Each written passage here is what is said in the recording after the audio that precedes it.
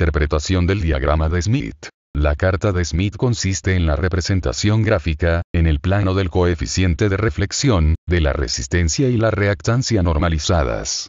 Esta herramienta gráfica permite la obtención de diversos parámetros de las líneas de transmisión y la resolución de problemas de adaptación de impedancias, evitando las operaciones con números complejos que suelen implicar estos cálculos. Fue inventada por Philip Smith en 1934 mientras trabajaba para RCA. El motivo que tenía Smith era la representación gráfica de las relaciones matemáticas que se podían obtener con una regla de cálculo, sin tener que recurrir a cálculos complejos que esto implica. Conformación y utilización de la carta de Smith. Sobre el eje horizontal de la carta de Smith se encuentran las resistencias o las conductancias, encontrando en el centro se encuentra el valor 1, hacia la izquierda, el valor va disminuyendo hasta que en el extremo izquierdo este llega a 0, hacia la derecha, el valor va aumentando, hasta que el extremo derecho va al infinito. Sobre cada uno de esos valores de resistencia es posible trazar un círculo que llega hasta el eje derecho. Todo el círculo trazado tiene el mismo valor de resistencia. Por otro lado, la parte reactiva o susceptancia de la impedancia se busca sobre unos semicírculos que van desde el extremo derecho del círculo hasta algún punto del círculo, si es positivo, hacia la parte superior del círculo, y si es negativo, hacia la parte inferior del mismo. La intersección de un círculo R y un círculo X define un punto que representa una impedancia normalizada. R más JX. Otro aspecto del diagrama es que en la parte exterior hay varias escalas. Una escala conocida como ángulo del coeficiente de reflexión en grados. Un par de escalas son las encargadas de relacionar la longitud de la línea de transmisión en lambdas. El inicio de ambas escalas se ubica en el lado izquierdo. Una de ellas corre en sentido horario y se le denomina longitud de onda hacia el generador, lo que indica que si se utiliza esta escala, se estará avanzando hacia el generador, hacia la entrada de línea, en unidades de lambda. La otra escala corre en sentido antihorario y es denominada longitud de onda hacia la carga. Esto indica que si se utiliza esta escala, se estará avanzando hacia la carga, hacia el final de la línea, en unidades de lambda. Todos los círculos y los arcos dentro del diagrama representan coordenadas para la lectura del calor correspondiente de la impedancia de carga. Todas las impedancias de la carta están normalizadas, relacionándose a la impedancia de carga, por medio de la fórmula, en donde Z0 es la impedancia característica de la línea de transmisión utilizada para definir el coeficiente de reflexión. En el diámetro horizontal de la carta de Smith reposa también el diámetro horizontal de una familia de circunferencias que representan valores constantes de la resistencia normalizada Rn. Representación de impedancias normalizadas. La intersección de un círculo R y un círculo X define un punto que representa una impedancia normalizada. R más JX. Un cortocircuito Z igual 0 se representa en el punto, menos 1,0, y un circuito abierto Z igual a infinito en el punto, 1,0. La clave para entender la carta de Smith, lo que es de suma importancia para su efectivo y adecuado uso, radica en el hecho que la carta de Smith relaciona de forma gráfica la impedancia de entrada, algún punto de la línea y el coeficiente del voltaje de reflexión en ese mismo punto. Lo primero que se debe hacer para su análisis es determinar la impedancia de entrada normalizada a la impedancia de línea Z0. Para normalizar se realiza lo siguiente. Se divide la impedancia de entrada por la impedancia característica de la línea de transmisión. La adaptación de impedancias se puede hacer de varias maneras. Mediante líneas de distinta impedancia característica. Utilizando un único stub. Utilizando un doble stub. Transformador lambda cuartos.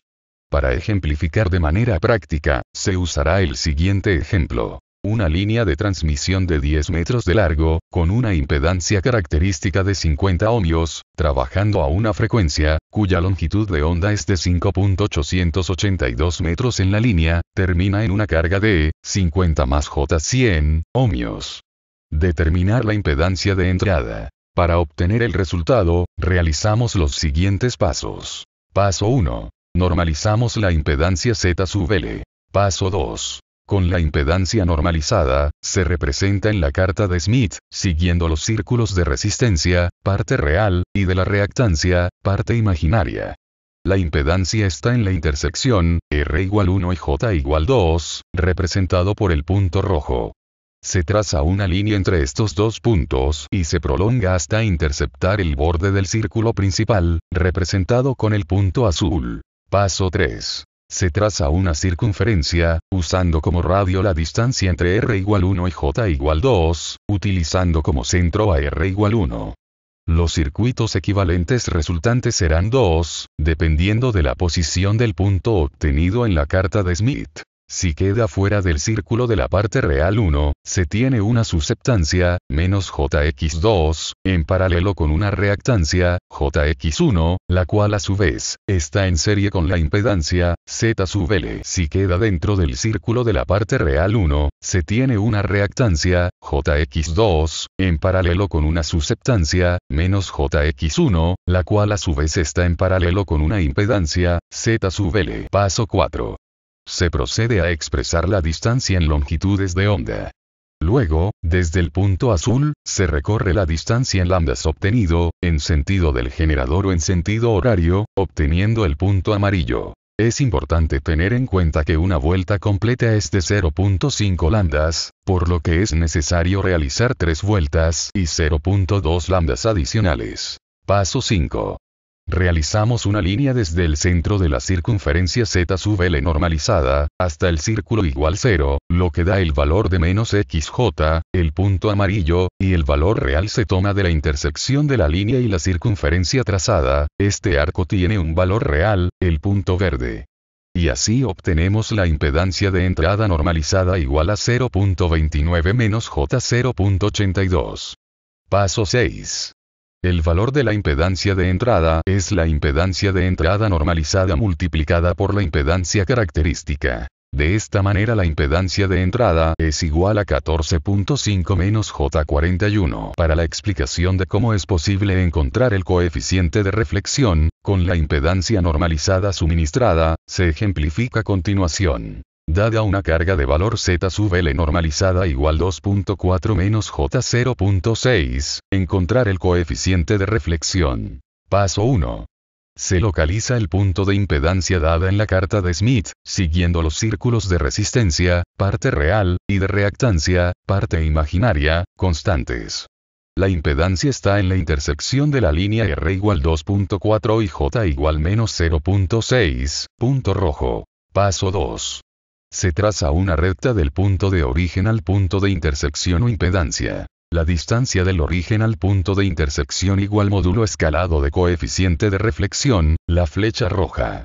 Para ver el valor verdadero se debe llevar esa distancia sobre la escala inferior de la carta, o bien, hacer una regla de 3. Se prolonga la recta hasta la escala de ángulos, donde se obtendrá el ángulo de coeficiente de reflexión, que sería el punto azul. De esta manera, obtenemos la magnitud del coeficiente de reflexión igual 0.44 y un ángulo igual a menos 14 grados.